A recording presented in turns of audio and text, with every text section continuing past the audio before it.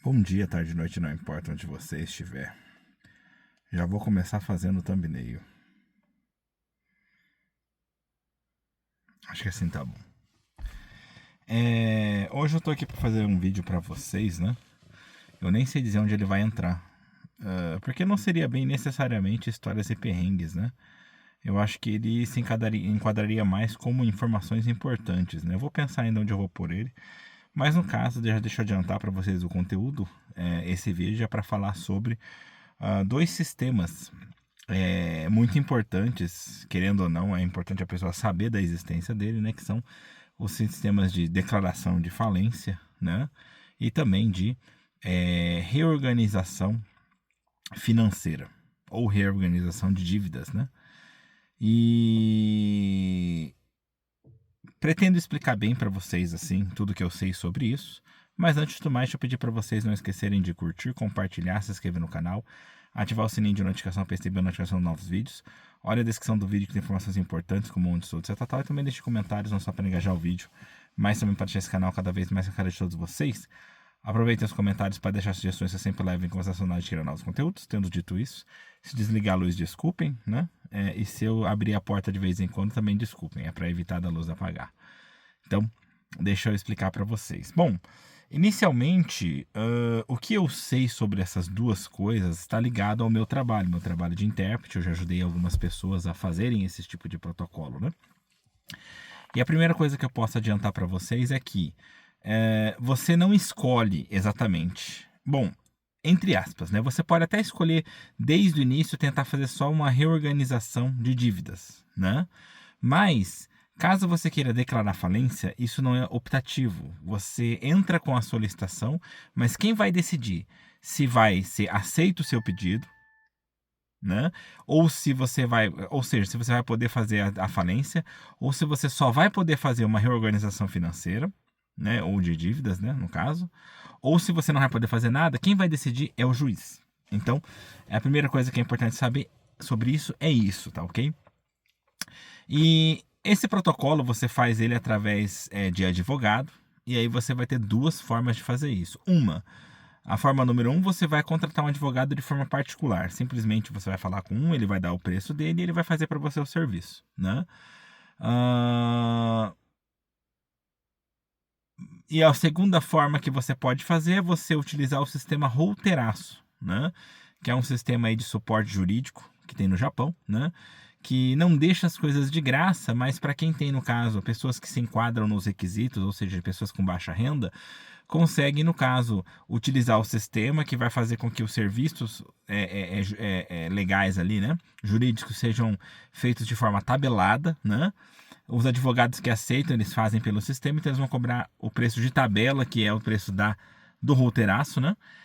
Esse valor, o roteiraço vai cobrir uma vez, vai pagar uma vez para o advogado, e você paga para o roteiraço, né? De forma parcelada, geralmente em 3 anos, tá ok? Então isso é uma forma de diminuir drasticamente, né, os gastos que você tem com um protocolo. Eu vou dar um exemplo para vocês, tá?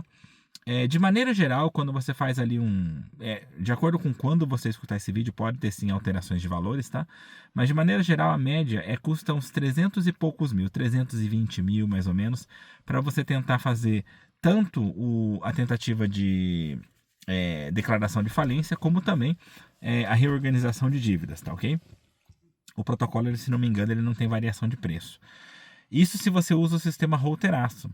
Se você não usar o sistema Routeraço, se você usar um sistema particular, vai depender de cada advogado, cada um tem seu preço, mas eu já ouvi falar bem normalmente deles cobrarem entre 600 a 800 mil, né? Que vai de dobro para quase triplo, né? Existe uma diferença na qualidade do serviço entre você usar o roteiraço ou fazer de forma particular? Obviamente existe, né? Por quê? Quando você faz no sistema roteiraço, o protocolo em si é o mesmo, só que o advogado ele vai receber muito menos por isso. Então, obviamente que ele tenta diminuir o trabalho dele, né? Ele faz muita coisa assim muito menos esforçadamente, né? Enquanto quando você está pagando de forma particular, né? Ele se esforça mais porque ele está recebendo mais. Não é muito diferente de você pegar e falar assim, olha, né? Um exemplo, tá? Vamos supor que você trabalha como autônomo, fazendo limpeza na casa dos outros, tá? E ao mesmo tempo, você também trabalha para uma empresa, né? Fazendo limpeza na casa dos outros. Na empresa você tem um salário fixo mensal, não é muito alto, tal, mas pelo menos, né? Eles vão te dando serviço para fazer e você, como é que se diz assim? Tem sempre serviço garantido. Então, apesar do salário não ser tão bom, tá garantido. Quando você trabalha ali assalariado, né, mensal, é uma coisa, e quando você trabalha, é contratado de forma autônoma, o pessoal fala, não, vou contratar você a parte aí, ó, quanto você vai cobrar? Aí você vai dar seu preço, e aí você vai se esforçar mais, né? Por quê? Porque você vai querer mostrar mais serviço, tá recebendo mais, etc, tal. Então não é muito diferente, tá? Então esse primeiro ponto é importante ter em mente, né? Então qual que você aconselha? Bom, eu sempre aconselho a pessoa a fazer o mais barato. Se você está entrando com um processo de declaração de falência ou de reorganização financeira, né, reorganização de dívidas, significa que você não tem muito dinheiro. Então você tentar comprar com um valor mais caro por uma qualidade maior de serviço é no mínimo esquisito, na minha opinião, tá ok? Ok, uma vez que você já entendeu que existem, no caso, essa diferença de preço, né? Então agora, como é que fica então a diferença entre os dois sistemas, né? Basicamente, a reorganização de dívidas significa que eles vão pegar todas as dívidas que você tem, adendo, isso tanto para reorganização de dívidas como também para declaração de falência, nenhum tipo de imposto entra, tá ok? Então, assim, impostos esquece. Impostos, não importa o quanto você tem acumulado, você vai ter que pagar todos, tá? Agora, outros tipos de dívida, inclusive com o governo, tá? Como, por exemplo, apartamento do Estado, né? Aluguel de apartamento do Estado. O que não for é imposto. Por exemplo, seguro de saúde do Cocumin quem Corroquém, ele é imposto. Então, ele não tem como você declarar falência nem nada, né? Imposto residencial, obviamente, também não dá, entendeu? Imposto do carro também não dá. Todo tipo de imposto não tem como você declarar falência nem reorganizar dívida, tá ok? Mas no caso, quando você vai reorganizar dívida, a primeira coisa que você precisa saber é que você vai pegar todas as suas dívidas. Geralmente a dificuldade em pagar elas é porque, quando você tem várias dívidas, então para cada você tem que pagar um tanto meio que grande, vamos supor, 20 para esse, mais 30 para aquele e tal. E aí, uma parcela muito grande do seu salário é comido com isso, e aí você não consegue viver direito, entendeu? Então, para poder resolver isso, o que eles fazem? O juiz meio que calcula tudo junto, né? Bom, não é o juiz que calcula, mas é só para forma de falar, tá? E ele vai deixar esse valor um valor mais decente. Por exemplo, enquanto você pagava 20, 30, mais 20, mais 30, então no total dá 100 mil só de dívida, você vai pagar, por exemplo, 50 mil por mês. Um exemplo, tá? O juiz vai definir isso. E para que isso funcione, né? Porque senão, geralmente, você não consegue fazer isso, por quê? Por causa dos juros, né? Então, imagina, você tem lá, vou dar um exemplo para vocês, você fez um empréstimo em uma empresa aí de fiadora, que tem essa que começa com PRO, tem a outra que é o LE, né? Não vou falar todos os nomes inteiros, né? Para não ter problema, mas então são várias, né? Vamos supor que você faz, e geralmente eles cobram lá 18% ao ano, tá? Vamos supor que você pegou 500 mil ienes com eles, tá? Se você pegar 500 mil ienes e for pagando 20 mil ienes por mês, né? Basicamente você vai pagar por 5 anos, né? E se você fizer o cálculo de 5 anos, 20 mil vezes 10 dá 200, né? 240 então, né? 240. E você pagando 5 anos, você multiplica isso por 5 anos e você percebe o quanto que você está pagando a mais. Você vai pagar muito mais, tá? Por quê? Porque os juros é alto, tá? Mas tem como eu fazer o valor que eu pago em juros, né, diminuir? Bom, como a alíquota não muda, se você pagar mais rápido, se em vez de pagar 20, pagar 100 mil todo mês, obviamente você vai pagar menos em valor, né? Só que a questão é que geralmente a gente não consegue fazer isso, né? E os juros, ele meio que te deixa endividado por muito tempo, porque aí você não paga, você atrasou um mês, aí depois você paga lá e aí o juro já subiu. Então meio que nunca acaba essa dívida. Imagina você com várias dívidas do mesmo estilo. Fica difícil, né? Então, quando você faz a reorganização de dívidas, basicamente todos os juros são congelados, não tem mais juros. O valor é pego o bruto, o valor que você tem ali de dívida.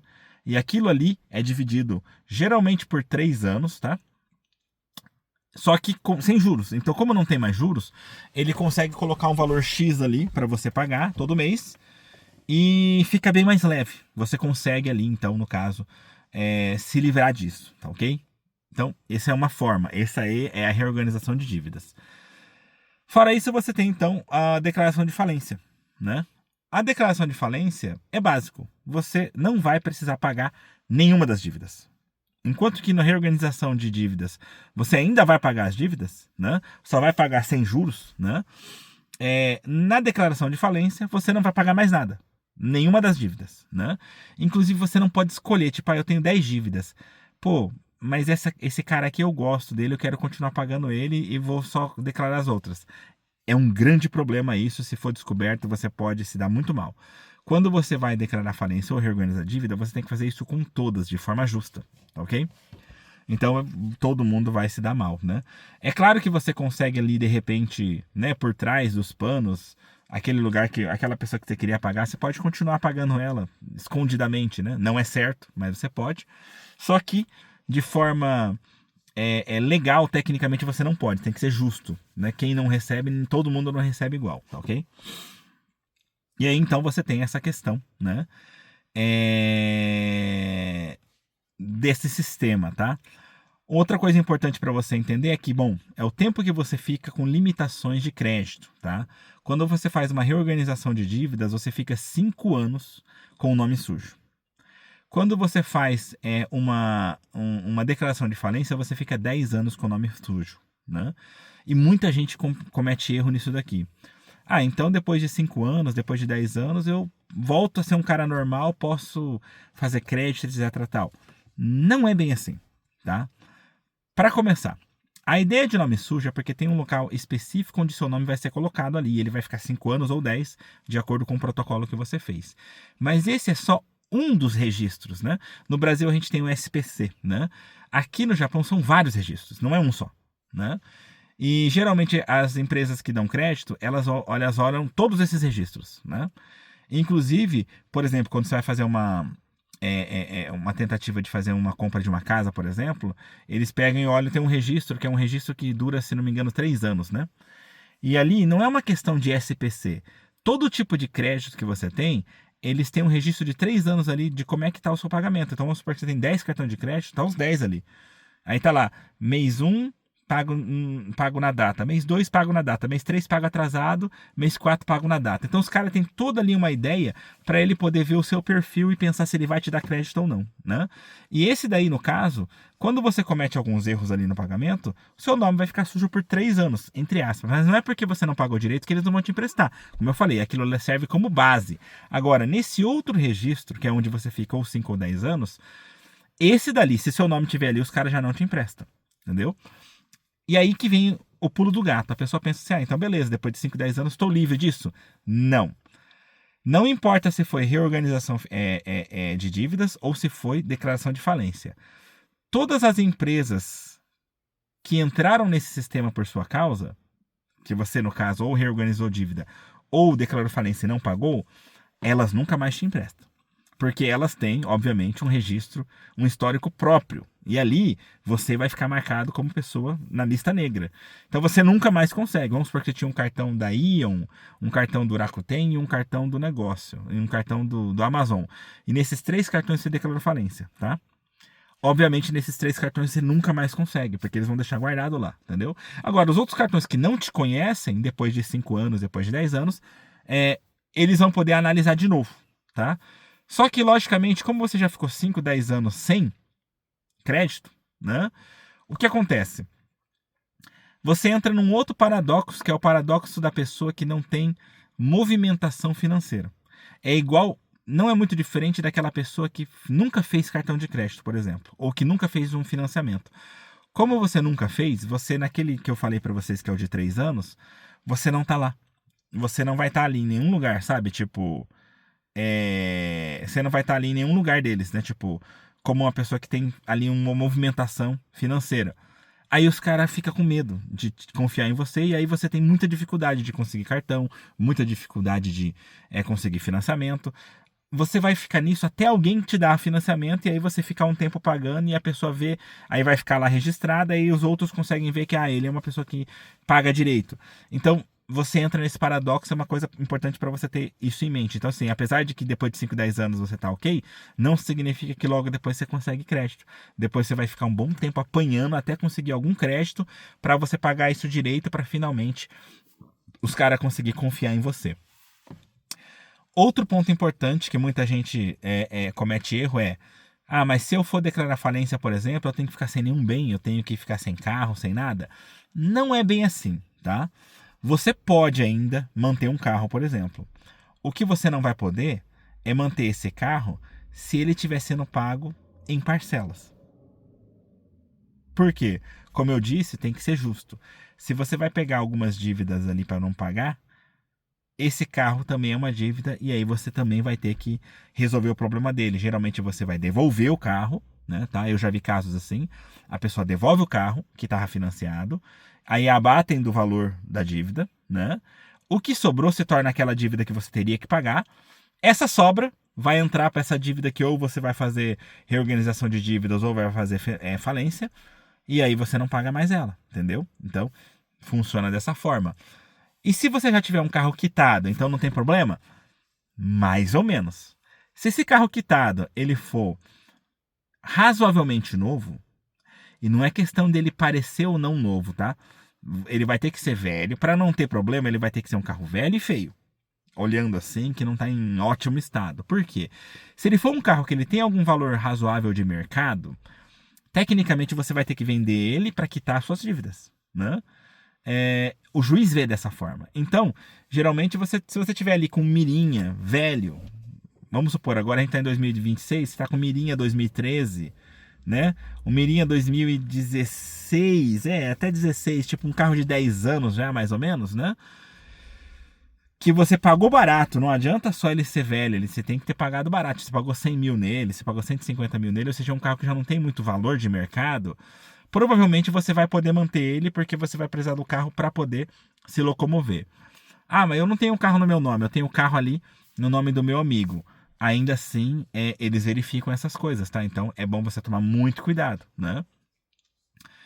E principalmente, não adianta você tipo, agora eu quero declarar falência, então vou vender esse carro aqui e aí vou pegar um outro mais baratinho só para poder fazer o negócio. Eu vou passar o nome aqui, esse meu carro para o nome do meu amigo, para depois eu pegar de volta. Então, esses tipos de coisinhas, de jeitinhos, né? Eu já vi gente se dar muito mal, porque querendo ou não, os caras fazem ideia. Quando você vai entrar com um processo de falência, você tem que apresentar todas as suas cadernetas e aí eles verificam tudo, tá? Como é que estavam seus gastos, para ver se você não deu a louca, tipo assim, agora eu vou fazer 10 milhões em dívida só para poder declarar falência. Então eles querem entender por que você chegou naquele estado, entendeu? E se não tiver explicação, é recusado, tá?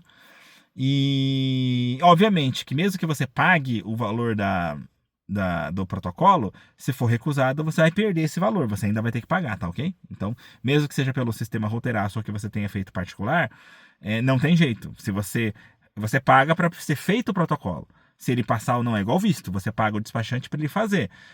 Por exemplo, você tentou o visto permanente, mas foi recusado, o problema não é do despachante, é a mesma coisa, tá? E aí, então, no caso, né, eles vão verificar tudo isso. Sem contar que durante o período do protocolo ali, né, enquanto tá fazendo, ele leva um bom tempo, tá? Às vezes chega a levar até 1 ano, tá? Todo o protocolo, até ele passar.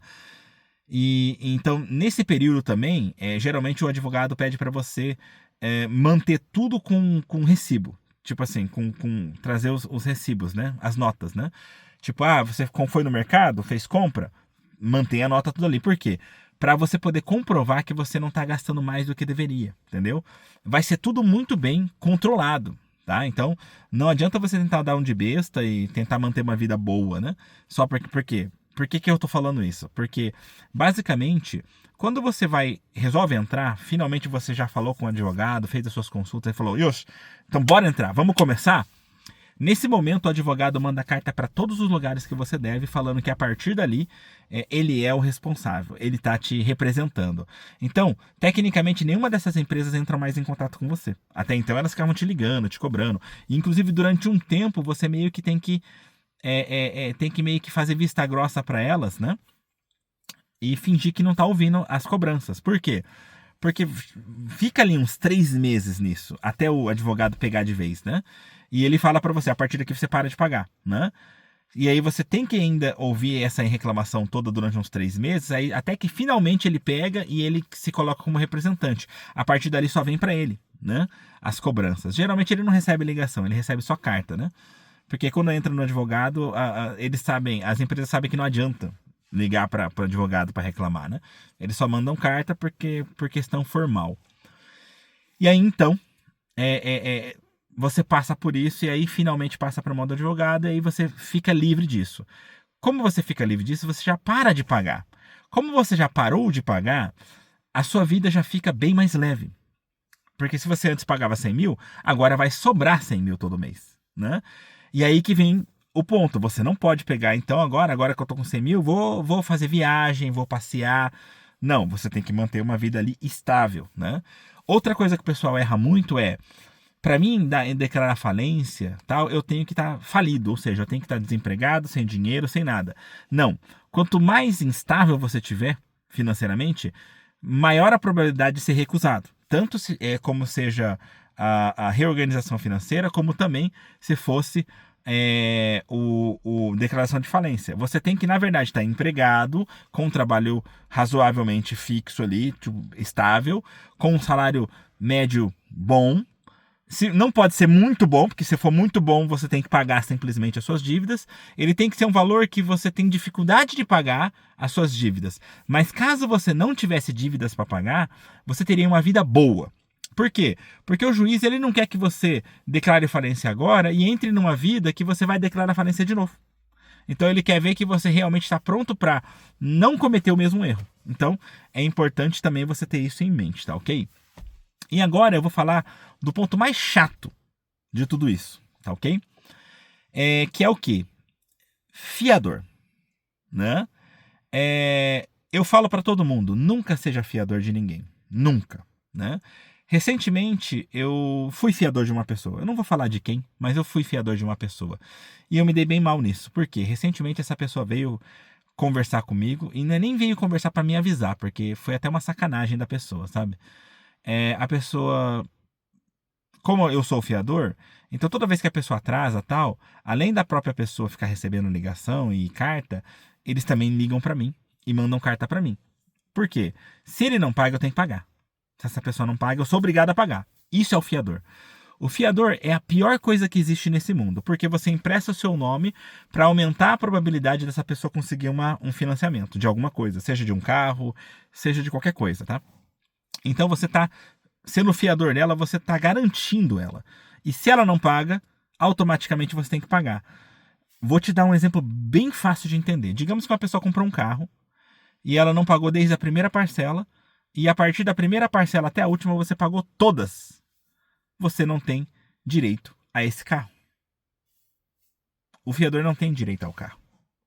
Você pode até tentar, existem casos muito raros onde você entra lá com uma ação judicial, você vai gastar um belo de um dinheiro, talvez você pode até de repente ganhar a causa e conseguir o carro para você, nesse caso, por exemplo, né? Mas de maneira geral, você não tem direito a nada, a sua única obrigação é pagar. Porque você foi besta de ser fiador dessa pessoa. Só.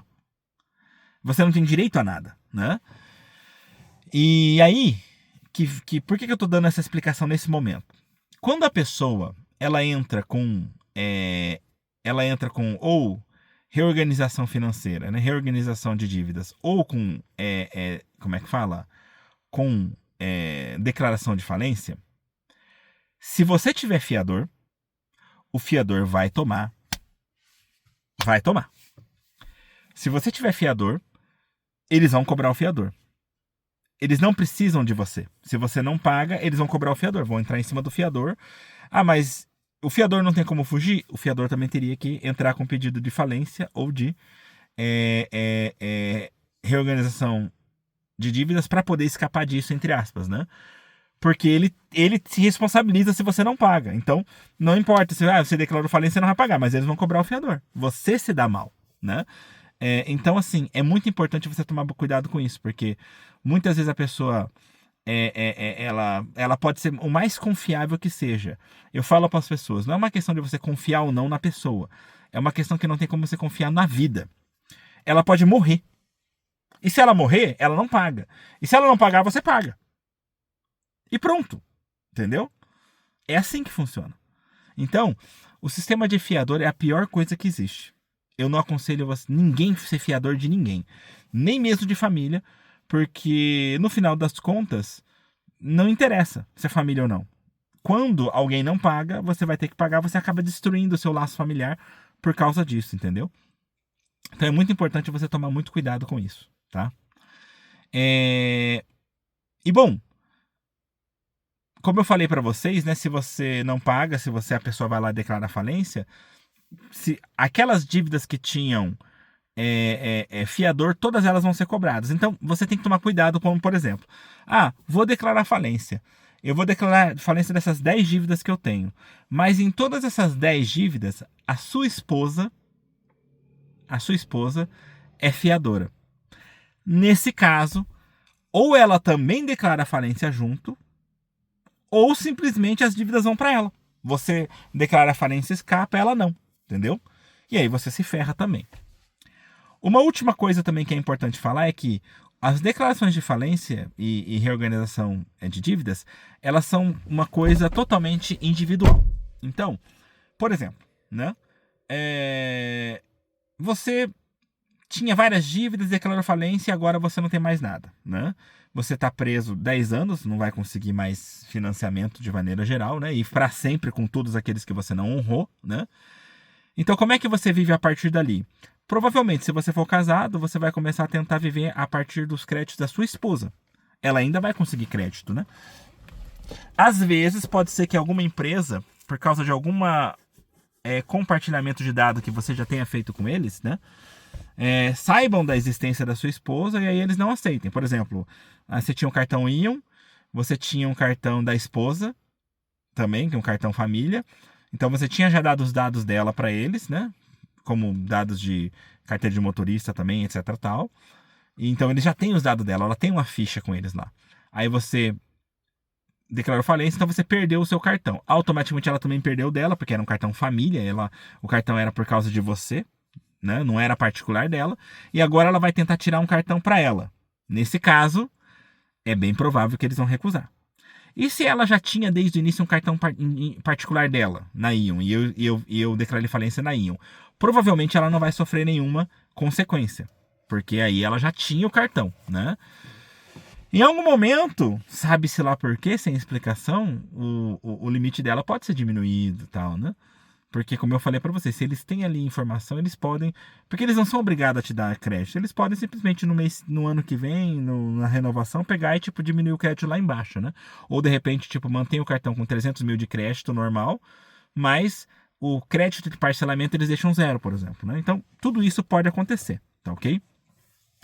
E já que a gente falou, só para fechar, já que a gente falou de fiador, o sistema de fiador do visto é diferente. Se você for ver lá, você tem 3 responsabilidades. E, de maneira geral, a responsabilidade básica é que você tem que cobrir os gastos de mandar essa pessoa embora, caso seja necessário, ou de cuidar dessa pessoa. Então, se essa pessoa for, como é que fala?